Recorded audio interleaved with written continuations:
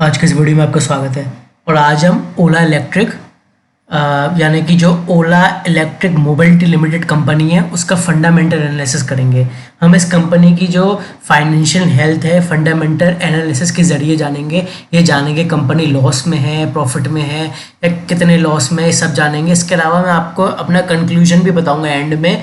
इस कंपनी में आपको लॉन्ग टर्म के लिए इन्वेस्ट करना चाहिए या नहीं करना चाहिए, ठीक है। तो ये वीडियो ध्यान से देखिएगा, बहुत कुछ जानने को मिलेगा आपको, ठीक है। तो सबसे पहले अगर मैं इस कंपनी की बात करूँ, आपको पता ही है इनका इलेक्ट्रिक व्हीकल की कंपनी है जो ओला के स्कूटर्स वगैरह बनाती है। इस कंपनी की जो मार्केट कैपिटलाइजेशन है वो 32,887 करोड़ है इस वक्त, ठीक है। करंट प्राइस इसका 74.6 है और इनका ROC मतलब रिटर्न ऑन कैपिटल एम्प्लॉयड -32% है अप्रोक्स, ठीक है। इसके अलावा अगर हम इसके और फाइनेंशियल्स देखें, सबसे पहले इनके पीयर्स में अगर हम देखें तो एक कंपनी मार्केट कैपिटलाइजेशन में चौथे नंबर पे आती है।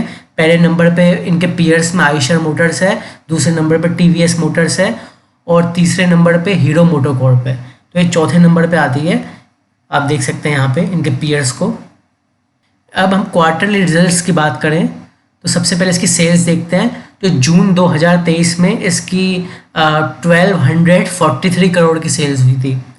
फिर मार्च 2024 के क्वार्टर में इनकी 1598 करोड़ मतलब अप्रॉक्स 1600 करोड़ की सेल हुई थी। फिर जून 2024 में बढ़ के ये 1644 करोड़ की सेल हुई है। तो सेल तो कंटिन्यूसली बढ़ी है, लेकिन एक बात यह ध्यान देने वाली बात है, सेल्स तो बढ़ी है लेकिन इनके एक्सपेंस जो है सेल्स से भी ज़्यादा है। मतलब आप देखिए यहाँ पे जैसे जून 2023 में सेल्स थी 1243 करोड़ की, तो इनका एक्सपेंस है 1461 करोड़ का। सेम यहाँ पे भी एक्सपेंस है 1910 करोड़ का और यहाँ पे भी एक्सपेंस है 1849 करोड़ का। तो इनकी सेल्स से ज़्यादा एक्सपेंस है। और फिर आप देखिए इनके ये कंटिन्यूसली नेट लॉस में चल रही है। देखिए पहले 218 करोड़ का लॉस, फिर 312 करोड़ का लॉस, फिर 205 करोड़ का लॉस। ये ऑपरेटिंग प्रॉफिट होता है, ये ऑपरेटिंग लॉस है। जाहिर सी बात है प्रॉफिट तो है नहीं। और अगर हम नेट प्रॉफिट की बात करूँ तो नेट प्रॉफिट नहीं, नेट लॉस कर रहे हैं। नेट लॉस ये कर रहे हैं। अगर क्वार्टर ऑन क्वार्टर बात करें तो 267 करोड़, फिर अगले क्वार्टर में 416 करोड़ का लॉस, फिर थोड़ा कम होके 347 करोड़ का लॉस। अर्निंग पर शेयर इनकी माइनस में चल रही है। पहले -1.37, फिर बढ़ के ये -2.13, अब -1.45। तो यहाँ तक तो हमें स्थिति देखने को मिल रही है काफ़ी ख़राब है। कंपनी लॉस में चल रही है और स्टेडी लॉस कर रही है। मतलब ऐसा नहीं है कि बीच में कहीं प्रॉफिट कर दिया है, क्या लॉस में चल रही है। चलिए हम ईयर ऑन ईयर देखते हैं। ईयर ऑन ईयर भी यही हालत है। अगर मैं ईयर ऑन ईयर का सीधा नेट प्रॉफिट पे आऊँ तो इसमें नेट लॉस चल रहा है। आप देखिए पहले माइनस का अप्रॉक्स 200 करोड़ का, फिर ये बढ़ के 2022 में मार्च में -784 करोड़, फिर अगले साल ये डबल ही हो गया। मतलब मार्च 2023 में ये 1472 करोड़, मतलब अप्रॉक्स डबल ही हो गया इसका लॉस।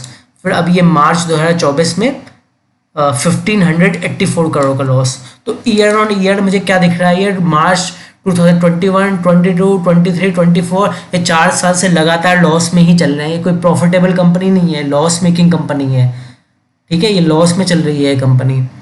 तो इसमें ये स्थिति है, हमने साफ दिख रहा है कि क्वार्टर ऑन क्वार्टर लॉस कर रहे हैं, ईयर ऑन ईयर भी लॉस कर रहे हैं। काफ़ी समय से 2021 से लॉस कर रहे हैं। ये कंपनी की बैलेंस शीट है, देख सकते हैं। टोटल लायबिलिटीज 7,735 और एसेट 7,735। और इसके अलावा ये कंपनी का कैश फ्लो वगैरह है, ये कैश फ्रॉम ऑपरेटिंग एक्टिविटी ये सब माइनस में चल रही हैं, ठीक है। तो और नेट कैश फ्लो जो होता है मार्च 2021 में 300 करोड़ का था और 2022 में 878 करोड़ का। लेकिन फिर वापस से फिर जिसका नेट कैश फ्लो है कंपनी में, जो कैश फ्लो होता है वापस में माइनस में आ गया। पहले 1167 करोड़ माइनस, फिर 2024 में -179 करोड़। तो आपको दिख रहा है कि सारे फिगर्स जो है नेगेटिव में है। सारे जो इनके फिगर्स हैं नेगेटिव में है। अगर मैं इनके शेयर होल्डिंग पैटर्न की बात करूं तो करीब 36.78%, मतलब अप्रोक्स अगर हम माने 37% जो इनकी शेयर होल्डिंग है प्रमोटर्स के पास है, जिसमें से जो भावेश अग्रवाल हैं इनके 30.02% की इनके पास इक्विटी है। बाकी ANI टेक्नोलॉजीज प्राइवेट लिमिटेड के पास 3.64 है। अंकुश अग्रवाल, नरेश कुमार अग्रवाल, इनके पास थोड़ी थोड़ी है, 3.12% अंकुश अग्रवाल के पास है, इनके पास 0 है, ठीक है। और FII के पास 4.18% की मात्रा इनकी शेयर होल्डिंग है, DIIs के पास 5.16% है, पब्लिक के पास 48.41% है, ठीक है, अदर्स 5.84। तो शेयर होल्डिंग पैटर्न आपके सामने ये था, ये क्वार्टरली है, सितंबर का मैंने दिखाया आपको शेयर होल्डिंग पैटर्न का। अब देखिए, ये तो मैंने कंपनी के आपको फिगर्स दिखाए, नंबर्स दिखाए हैं। अब कंपनी के फिगर्स नंबर्स देख के साफ पता चल रहा है कि कंपनी जो है नेट लॉस में चल रही है, इसमें कोई शक नहीं है, कंपनी प्रॉफिटेबल नहीं है। चलिए प्रॉफिटेबिलिटी को हम साइड में रखते हैं। अब दूसरी बात मैं आपको बताता हूँ, कंपनी प्रॉफिटेबल तो है ही नहीं, इसके अलावा जो ओला के स्कूटर हैं काफ़ी विवाद में चल रहे हैं अपनी टेक्नोलॉजी की वजह से, अपनी ख़राब प्रोडक्शन क्वालिटी की वजह से। अब आए दिन देखेंगे, आए दिन लोगों के मुँह से सुनेंगे कि इनके ओला की जो गाड़ियां हैं, ओला के इलेक्ट्रिक स्कूटर हैं, वो ख़राब निकल रहे हैं, सर्विस सेंटर भी इनके साथ कोऑपरेट नहीं कर रहा है, और सब परेशान हो चुके हैं, कभी फट रही है, कभी आग लग जा रही है, कभी चलते चलते रुक जा रही है, कभी कुछ हो जा रहा है। तो इनकी मैन्युफैक्चरिंग में भी डिफेक्ट है, इनका जो प्रोडक्ट है वो भी ख़राब है, समझ रहे हैं आप। प्रॉफिट लॉस की तो बात की बात है, इनका बिजनेस मॉडल ही ख़राब है इनका, समझ रहे हैं ना मेरी बात, उनका बिजनेस मॉडल ही ख़राब है, रेपुटेशन भी बहुत ख़राब है।